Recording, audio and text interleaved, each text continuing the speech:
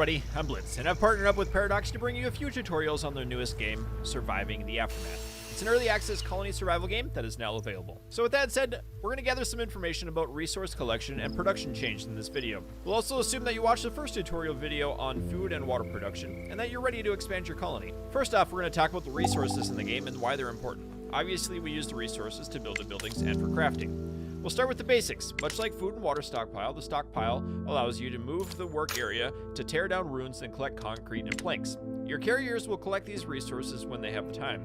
Carriers are the colonists who have not been assigned to a specific building. Those colonists are called workers.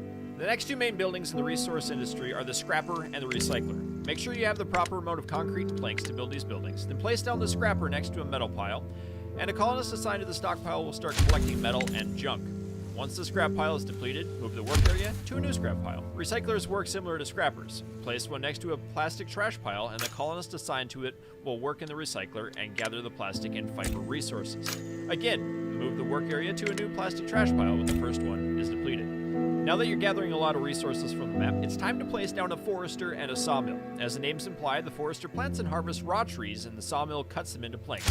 The sawmill requires metal from the scrapper to build its saws, and the forester needs plastic from the recycler. So now that you're gathering the basic resources now, welcome to the mid-game. It's time to start refining those resources into products. The tool shop uses the metal to make the tools, and every worker assigned to a building requires a tool to do its job.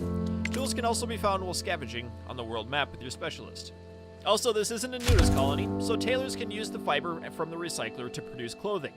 Keep making your clothes because they do wear out, and without clothes, colonists may get sick and irradiated easier. We don't want to get hypothermia now, do we?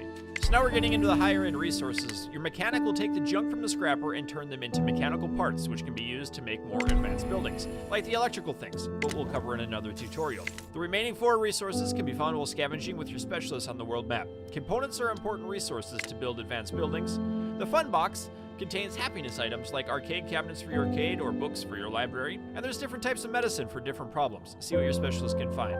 Now, this is an early access game with monthly updates, and at the time of this recording, the electronics have a placeholder in the inventory on the top, but they are not in the game. I'm assuming they'll be used for electrical things.